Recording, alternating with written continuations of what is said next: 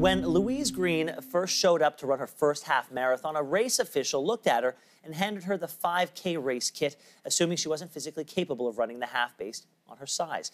It's an assumption that Green, an athlete and personal trainer, is working very hard to fix. Big Fit Girl is Green's guide to embracing the body you have and dispelling myths about body size and physical fitness. Louise Green joins us now in studio. Louise, thank you for being here today. We know you flew in all the way from the West Coast. Yes, thank you so much. So take me back to that moment when you ran that first half marathon and you were handed the wrong kit. What were your thoughts about the person? What do you think they saw? What did you see in yourself? And let's talk about that disconnect between the body you have and the fitness that you have. Well, when I got there, obviously I was very excited, but when he grabbed that 5K race package, I was a little bit taken back. And it kind of diminished everything I'd put in. I'd been training for months, and, it just really took me back to that place of people don't think that people with larger bodies can complete half marathons or really do a lot of fitness feats. So it kind of sunk me a little bit. So the thrust of your argument is the way the body that we have is not necessarily indicative of the health that we have, the fitness that we have. That is true, because I think we see this imagery in fitness media and advertising that speaks to one narrative. And so we don't see a lot of diversity in body size. So it kind of leaves many people believing that small means fit and healthy and larger means not.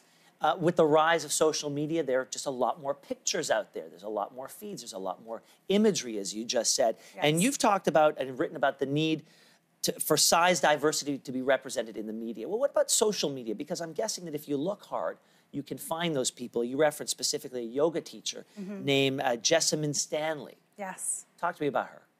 She's incredible. She shows her imagery on Instagram and Facebook, and just incredible images. She's got great flexibility. She's also an author. And we just need to see more of it. And I think that that's the great thing about social media, is that we get to become the messenger. Talk to me. I was shocked when I read this number, that 67% of North American women wear a size 14 or larger. So that's the majority. That's 2/3. So why don't we see more visible representations of accurate body types in the media if the majority of the women out there are, in fact, size 14 or larger? Yes, I call them the invisible majority, and I believe it's because brands don't want to take a risk. There's still this connotation that bigger means unhealthy. So if you're associated with athleticism or health of any kind, it is a bit of a risk for people to associate with larger bodies because of the bad rap that it has. But I think slowly that's starting to change. Well, that's what I was going to ask. Are you optimistic about the future? Do you like where we're headed? What's your snapshot today, and where do you think we're going to be? How long do you think it's going to take before we get to a place where we embrace the body that we have? I've been doing this for 10 years, and in the last 3 years, I've seen incredible change. Nike just rolled out a plus-size athletic line. So when you see iconic brands such as Nike doing that, then you're going to see a big shift in the athletic apparel market. So it's happening, but it's happening slowly. And you've said also that one of the biggest stumbling blocks is breaking that misconception that it's about how much you eat. Is that true? Well, I think people think that it's very strictly calories in, calories out. And for some people, that is the case.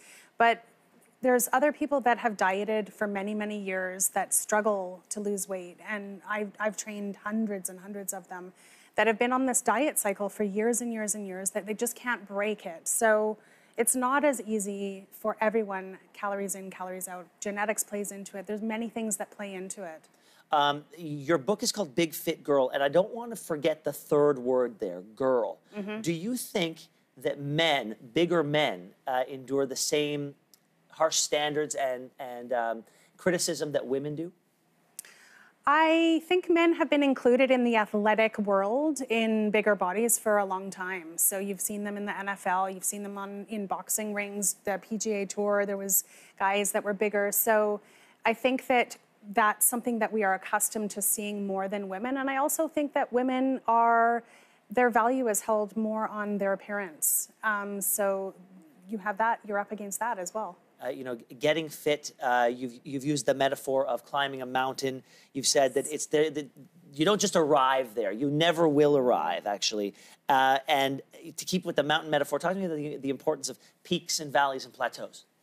Well, I think what happens, I wrote about it in the book because one of the things about the book is I don't want people to throw in the towel and quit. So there's going to be ups, there's going to be downs, and there's going to be plateaus. And when there are downs, it's just part of the process of being an athlete. Not every run's going to be fantastic. Yeah, so you're going to have bad days every now and then. Yes. Well, today is a good day. Thank you so much for being here. Louise Green is the author of Big Fit Girl. We really appreciate your time. Best of luck and congratulations on the book. Thank you so much.